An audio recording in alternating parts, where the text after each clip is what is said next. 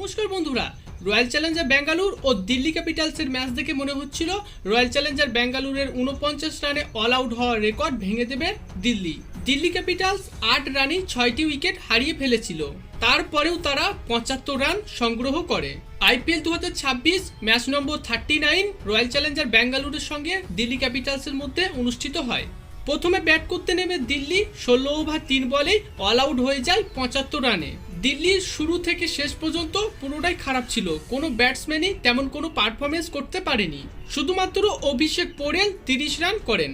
তরুণ batsman Sahil Parakh 0, KL Rahul 1, Nitish Rana 1, Sameer Rizvi 0, Tristan Stubbs 5, Axar Patel 0, Abhishek Porel 30, David Miller 19, Kyle Jamieson 12 এবং Kuldeep Yadav 3 run করেন। Delhi Capitals 75 run সংগ্রহ করে অল আউট হয়ে যায় 16 ওভার 3 বলের মধ্যে। রয়্যাল চ্যালেঞ্জার ব্যাঙ্গালোরের হয়ে ভুবনেশ্বর কুমার ও জস হ্যাজেলউড সত্যি অসাধারণ বল করেছে। জস হ্যাজেলউড ও ভুবনেশ্বর কুমার চ্যাম্পিয়ন বোলার, তারা যে কোনো ম্যাচ নিজের হাতেই জিতে দিতে পারে। তারা দুইজনেই দিল্লির ব্যাটসম্যানদের ধ্বংস করে দিয়েছে। ভুবনেশ্বর কুমার 3 ওভার বল করে 5 রান দিয়ে 3টি উইকেট তুলে নেন। জস হ্যাজেলউড 3 ওভার 3 বল করে 12 রান দিয়ে 4টি উইকেট তুলে নেন। তারা দুইজনেই দিল্লি ক্যাপিটালসের ব্যাটসম্যানদের ধ্বংস করে দিয়েছিল, কোনো ব্যাটসম্যানদেরই দাঁড়াতে দিচ্ছিল না। দিল্লির কাছে দিনটা ছিল খুবই হতাশার।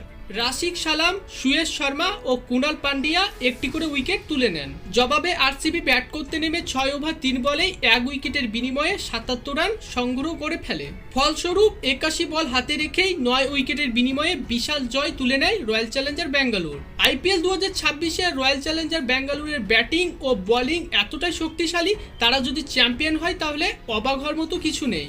আইপিএল 2025-এর থেকে আইপিএল 2026-এ রয়্যাল চ্যালেঞ্জার ব্যাঙ্গালোরের স্কোয়াড আরো বেশি ভয়ঙ্কর, আরো বেশি দুর্ধর্ষ।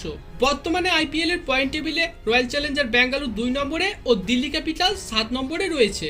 তো বন্ধুরা, দিল্লি ক্যাপিটালস ও রয়্যাল চ্যালেঞ্জার ব্যাঙ্গালোরের মধ্যে অনুষ্ঠিত ম্যাচে ভুবনেশ্বর কুমার ও জস হ্যাজেলউডের বোলিং পারফরমেন্স আপনার কেমন লেগেছে তা কমেন্টে অবশ্যই জানাবেন। ধন্যবাদ।